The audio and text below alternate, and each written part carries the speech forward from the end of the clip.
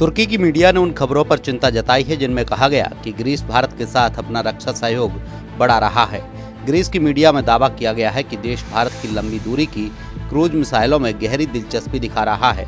Greek times की report में दावा किया गया कि नई दिल्ली एथेंस को लंबी दूरी तक मार करने वाली एडवांस्ड क्षमताएं दे सकती है। इन रिपोर्ट्स पर तुर्की की मीडिया ने गहरी चिंता जताई है, क्योंकि इससे भूमध्य सागर में तुर्की का वर्चस्व टूट सकता है। ब्रह्मोस मिसाइल की क्षमताएं: वजन 3000 किलोग्राम, हवाई संस्करण 2500 किलोग्राम, रफ्तार मैक 2.8 से मैक 3.0 ध्वनि गति से 3 गुना तेज यानी 3700 किलोमीटर प्रति घंटा, रेंज 290 से 900 किलोमीटर तक, क्रूज क्षमता ऊंचाई 10 मीटर से 15 किलोमीटर तक, विशेषता रडार की नज़र से बचकर बेहद नीचे उड़ने में सक्षम, विस्फोटक क्षमता 200 से 300 किलोग्राम तक, परमाणु क्षमता न्यूक्लियर और कन्वेंशन दोनों वेरिएंट। कुछ दूसरी खूबियां: fire and forget system, missile खुद ढूंढ लेती है अपना रास्ता, मल्टी प्लेटफॉर्म, जमीन हवा युद्धपोत और पनडुब्बी होती है फायर, अचूक सटीकता, दुनिया की सबसे सटीक और खतरनाक क्रूज मिसाइल, अत्यधिक गतिज ऊर्जा, सुपर स्पीड के कारण बिना विस्फोट लक्ष्य तबाह। दुनिया संकटों में घिरी हुई है। सारी दुनिया की अर्थव्यवस्था सवाल ये निशानों के नीचे दबी पड़ी है। वैश्विक संकट के इस बुरे से बुरे दौर में भी 140 करोड़ देशवासियों के सामूहिक प्रयासों से भारत खुद को संभाल तो पा ही रहा है, लेकिन साथ साथ सबसे आगे रहने में भी उसके प्रयास सफल होते जा रहे हैं। मैं देशवासियों को आर्थिक क्षेत्र की इस नई ऊंचाई को प्राप्त करने के लिए बहुत बहुत बधाई देता हूं और मैं देश को फिर आश्वस्त करता हूं कि देश दुनिया भर में चल रहे इन संकटों का सामना करते हुए रिफॉर्म, परफॉर्म और ट्रांसफॉर्म के रास्ते पर ऐसे ही दृढ़ संकल्प के साथ तेज गति से आगे बढ़ता ही रहेगा। ये मेरी यदि ग्रीस या साइप्रस के हाथों में भारत की ब्रह्मोस मिसाइल आती है तो ये पूर्वी भूमध्य सागर में सैन्य संतुलन को पूरी तरह से बदल देगी। यह हमारी संप्रभुता के लिए गंभीर चुनौती होगी। तुर्की से आई खबरों के मुताबिक ग्रीस भारत के साथ सैन्य संबंध मजबूत करना चाहता है। ये तुर्की के तेजी से बढ़ते घरेलू रक्षा उद्योग और मिसाइल भंडार का मुकाबला करने की ग्रीस की एक बड़ी रणनीति का हिस्सा है। ग्रीस के रक्षा हलकों में हाल के विश्लेषणों में भारत की लंबी दूरी की जमीन पर हमला करने वाली क्रूज मिसाइल की क्षमता पर जोर दिया गया है। इन विश्लेषणों का तर्क है कि ऐसा सिस्टम एजियन और पूर्वी भूमध्य सागर में ग्रीस की रणनीति प्रतिरोध क्षमता को काफी बढ़ा सकता है। भारतीय सेनाओं के शौर्य को लेकर रक्षा मंत्री राजनाथ सिंह की राय है, आइए जानते हैं। भारतीय सेनाओं पर मां काली की विशेष कृपा रही है। अभी ऑपरेशन सिंदूर के दौरान भी भारतीय सेनाओं ने अपने अद्भुत शौर्य, वीरता और पराक्रम का परिचय देते हुए पाकिस्तान पर मौजूद 9 आतंकवादी ठिकानों का सफाया करने में पूरी तरह से कामयाबी हासिल की है। पूरी तरह से आतंकवादी ठिकानों को तहस नहस कर दिया है। इस ऑपरेशन में महिला सैनिकों और पायलटों ने बढ़ चढ़कर भाग लिया था। केवल पुरुष सैनिक ही नहीं बल्कि महिला सैनिकों ने भी बढ़ चढ़कर भाग लिया था और मां काली के एक स्वरूप से दुश्मनों के उन्होंने छक्के छुड़ा दिए थे। चिंता की बात यह है कि ब्रह्मोस की सुपरसोनिक रफ्तार मैक 2.8 के कारण तुर्की का रूसी निर्मित S-400 एयर डिफेंस सिस्टम भी इसे रोकने में गंभीर रूप से संघर्ष कर सकता है। ये वही तुर्की है जिसने ऑपरेशन सिंदूर में पाकिस्तान की खुलेआम मदद की थी, उसे तमाम साजो सामान उपलब्ध कराया था। और तो और तुर्की ने पाकिस्तान को अपने 5वीं पीढ़ी के लड़ाकू विमान देने का भी प्रस्ताव दिया था, मगर पाकिस्तान ने यहाँ भी गुलाटी मारी और चीन की गोद में जा बैठा। मैं भारत के नापाक हमलों का जवाब देने में दिखाए गए धैर्य, ज्ञान और समझदारी के लिए पाकिस्तानी प्रधानमंत्री शहबाज शरीफ और अपने पाकिस्तानी भाई बहनों को बधाई देता हूँ। तुर्की हर परिस्थिति और आर्थिक नुकसान की परवाह किए बिना अपने मुस्लिम भाइयों के साथ खड़ा रहेगा। साथियों, जैसा कि आप सभी वेटरन्स अच्छी तरह समझते हैं कि 1965 में भारत पाकिस्तान युद्ध हुआ था और उसके 60 वर्ष पूरे हो गए। यह डायमंड जुबली ईयर है, हीरक जयंती वर्ष है। इसी अक्टूबर में 1965 में बेहद अहम लड़ाई लड़ी गई थी। पाकिस्तान की फौज ने ऑपरेशन ग्रैंड इस्लाम के नाम से जो नापाक कोशिश इस अखनूर में की थी, उसे भारतीय सेना ने न केवल विफल किया बल्कि एक नया मोर्चा खोलकर और आगे बढ़कर लाहौर तक पहुंचने में भी काफी कामयाबी हासिल की थी। 1965 के युद्ध में जंग के मैदान में मिली जीत भारतीय सेनाओं के शौर्य, पराक्रम और यह बलिदान का परिणाम था। आप इतिहास उठाकर देखिए, भारत से हुई हर जंग में पाकिस्तान हारा है, चाहे 1948 में हुआ कबायली हमला हो या 1965 का युद्ध हो या 1971 का युद्ध हो या फिर 1999 का कारगिल युद्ध हो। हर लड़ाई में पाकिस्तान को हार का मुंह देखना पड़ा है। अवैध घुसपैठ और आतंकवाद को हवा देने का काम 1965 के जमाने से लगातार हमारा पड़ोसी देश करता चला आ रहा है। उसकी यही उम्मीद रही है कि जम्मू और कश्मीर में जो हमारे मुस्लिम आबादी के लोग हैं वह पाक फौज के साथ खड़े होंगे, लेकिन उनकी मुराद न पूरी हुई है और न कभी भी वह पूरी होने पाएगी, यह मैं पूरे विश्वास के साथ कह सकता हूं। क्योंकि आपने देखा होगा न तो 1965 में यहां के लोगों ने पाकिस्तान का साथ दिया, न ही आतंकवाद के इस दौर में साथ दिया, बल्कि आतंकवाद से लड़ते लड़ते हमारे कई मुस्लिम भाइयों ने भी अपनी शहादत दी है। मोहम्मद उस्मान को भी मैं नहीं भूल सकता। पहले ऐसे मुस्लिम व सैनिक थे जिन्होंने देश की सीमाओं की सुरक्षा के लिए अपना बलिदान दिया था।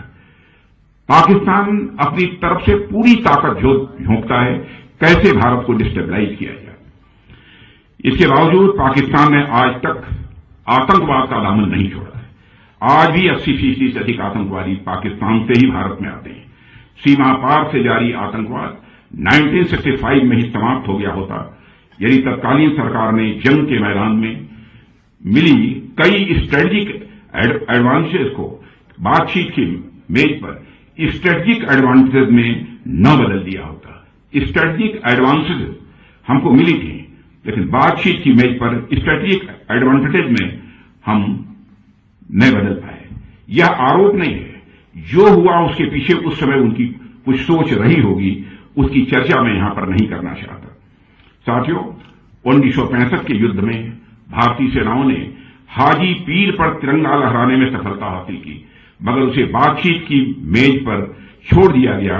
यदि न हुआ होता तो शायद आतंकवादियों की घुसपैठ के रास्ते उसी समय बंद हो गए होते, मैं ऐसा मानता हूं। इसकी शुरुआत हमने जम्मू और कश्मीर से धारा 377 समाप्त करके की है। भारत के प्रधानमंत्री नरेंद्र मोदी विश्व के एक बड़े नेता हैं। वे जल्द ही किसी भी देश को लेकर नकारात्मक बयानबाजी नहीं करते। अलबत्ता उसके कर्मों का हिसाब बड़े ही सलीके से इस प्रकार करते हैं कि वह दशकों तक याद रखता है। तुर्की के डिफेंस एक्सपर्ट का कहना है कि पिछले एक साल में एथेंस और नई दिल्ली के बीच बातचीत काफी तेज हो गई है। खबरों के मुताबिक उच्च स्तरीय सैन्य मुलाकातों के दौरान भारतीय अधिकारियों ने अनौपचारिक रूप से ग्रीस के सामने इस मिसाइल सिस्टम का प्रस्ताव रखा था। खबरों में यह भी कहा गया कि एथेंस भारत को आधुनिक हथियारों के एक संभावित वैकल्पिक आपूर्तिकर्ता के तौर पर देख रहा है, जिससे पारंपरिक पश्चिमी रक्षा सहयोगियों पर निर्भरता कम हो सकेगी। नहीं, जहां तक क्रेडिबिलिटी का सवाल है, विश्वसनीयता का सवाल है, भारत की अंतर्राष्ट्रीय जगत में एक विश्वसनीयता है, एक साख है। और जैसा मैंने कहा ना कि यही कारण है कि अंतर्राष्ट्रीय जगत में भारत की प्रतिष्ठा बढ़ी है और इसी विश्वसनीयता, इसी साख के कारण। और जिस तरीके से इकोनॉमी के मामले में भी, देश की अर्थव्यवस्था के मामले में भी भारत ने ऊंचाई हासिल की है, उसकी विश्व में सर्वत्र सराहना हो रही है। और वेस्ट एशिया की जो इस समय क्राइसिस चल रही है, इस क्राइसिस के बावजूद जिस तरीके से हमारे प्रधानमंत्री के नेतृत्व में हमारी सरकार ने यहाँ पर सारी चीज़ों को कंट्रोल्ड रखने में, एक सीमा तक बनाए रखने में जो कामयाबी हासिल करी है, विश्व के किसी भी देश में ऐसा नहीं है। अन्य स्थानों पर चले जाइए, कहीं 30% महंगाई बढ़ी है, कहीं 40%, कहीं मोर देन 40% या बराबर महंगाई बढ़ी है, लेकिन भारत में ये अप्रॉक्सीमेटली शायद 3% है। बस मैं समझता हूँ इससे बड़ा और कोई अचीवमेंट नहीं हो सकता। भारत अब केवल दक्षिण एशिया तक सीमित नहीं है। भूमध्य सागर में उसकी एंट्री ये दर्शाती है कि नई दिल्ली अब अंकारा की पाकिस्तान समर्थक नीतियों का सीधे तौर पर सैन्य जवाब देने के मूड में है। भारत की मिसाइल क्षमता का अब दुनिया लोहा मान चुकी है। ब्रह्मोस मिसाइल ने कैसे तुर्की के दोस्त पाकिस्तान के 11 एयरबेस को तबाह कर दिया था, और वो तस्वीरें पूरी दुनिया देख चुकी है। इसलिए तुर्की की मीडिया में चर्चा चल रही है कि ग्रीस को मिसाइल देने की कोशिश का मतलब पाकिस्तान और तुर्की की दोस्ती का बदला है। इस मामले को लेकर रक्षा विशेषज्ञों की क्या राय है, जानते हैं। केवल 150 ब्रह्मोस मिसाइलों का पैकेज किसी भी महंगे नौसैनिक बेड़े से कहीं अधिक सस्ता और घातक है। ये तुर्की के युद्धपोतों को मिनटों में समुद्र में डुबाने की क्षमता रखता है। भारत के साथ हमारा रक्षा रोडमैप ऐतिहासिक है। ब्रह्मोस और भारतीय कामकाज ड्रोन हमारी रक्षा प्रणाली को वो मजबूती देंगे जिसकी हमें लंबे समय से जरूरत थी। सफलता पर तहे दिल बधाई देता हूं। पहलगाम में हुए कायराना आतंकी हमले के बाद जब भारत ने ऑपरेशन सिंदूर प्रारंभ किया तो हमारी आर्म्ड फोर्सेज ने जिस गति, गहराई और स्पष्टता के साथ कार्रवाई की, मैं मानता हूं वह अपने में अद्भुत था, वह बेमिसाल था।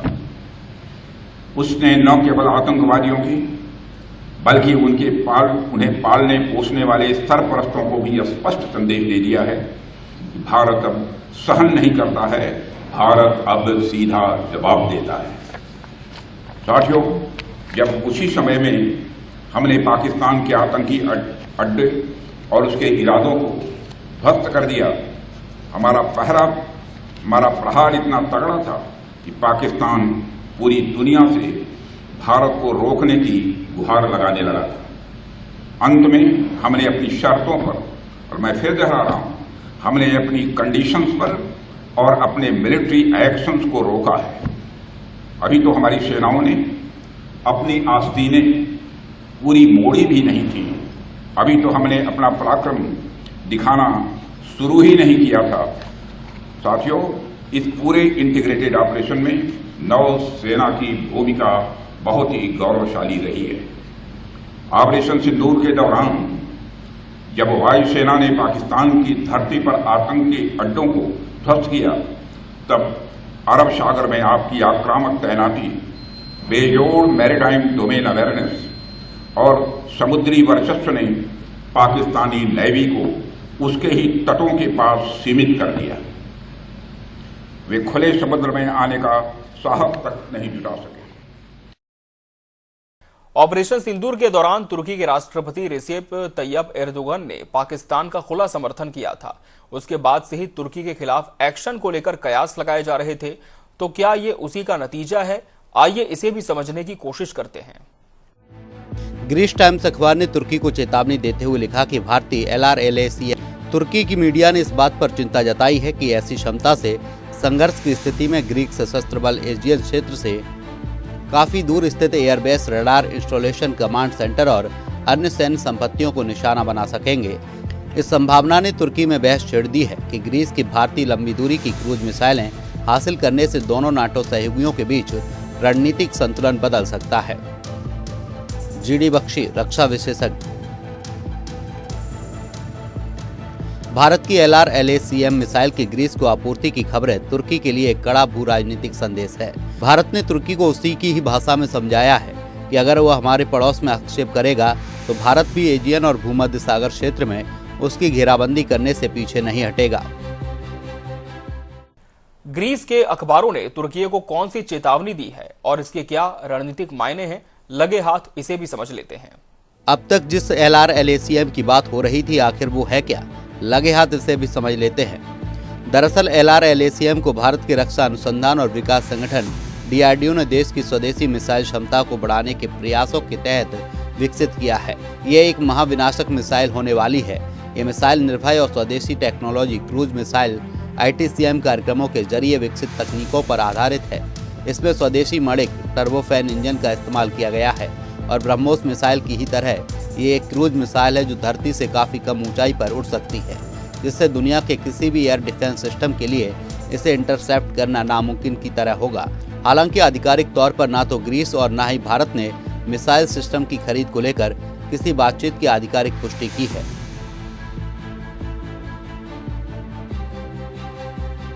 निर्माता DRDO और दृष्टि IAS। रफ्तार 0.9 MACH यानी 1000 किलोमीटर प्रति घंटा। प्रकार सबसोनिक क्रूज मिसाइल। उड़ान की ऊंचाई 50 मीटर से 4 किलोमीटर तक। टेरेन हंगिंग 50 से 100 मीटर। दूसरी खूबियां, मारक क्षमता 1000 से 2500 किलोमीटर तक। वजन और लंबाई 1500 किलोग्राम और लंबाई 6 मीटर। वारहेड 450 किलोग्राम तक का पारंपरिक या परमाणु। इंजन स्वदेशी Manik small turbofan engine. Navigation GPS, INS और way point navigation. LRLACM missile का सफल उड़ान परीक्षण हमारी स्वदेशी रक्षा तकनीकों में एक बड़ा मील का पत्थर है। इस मिसाइल में मानिक स्वदेशी स्मॉल टर्बोफैन इंजन और उन्नत एवियोनिक्स का इस्तेमाल किया गया है, जो इसके प्रदर्शन और सटीकता को कई गुना बढ़ा देते हैं। LRLACM भारत की निर्भय मिसाइल कार्यक्रम का एक अत्याधुनिक, उन्नत और त्रिसेवा संस्करण है। इसकी सबसे बड़ी खासियत इसकी टेरेन हंगिंग, जमीन से हटकर उड़ने की क्षमता और सबसोनिक स्पीड से टर्मिनल स्टेज में अचानक सुपरसोनिक स्प्रिंट लेने की तकनीक है। तुर्की ने सबसे पहले भारत के पड़ोसियों को अपने ड्रोन और बमों का प्रभाव दिखाकर जमकर पैसे कमाए। विदेशी रक्षा आंकड़ों पर अगर यकीन करें तो दुनिया के 65% ड्रोन मेड इन तुर्की हैं और भारतीय रणनीतिकारों ने तुर्की का शिकार भी उसी के दांव से करवाने का मन बना लिया है और एक न एक दिन तुर्की का हिसाब होना तय है। Bureau report, Asian news. हमारे इस खास पेशकश में इसी के साथ फिलहाल इतना ही। मुझे और मेरी पूरी टीम को दीजिए इजाजत। नमस्कार।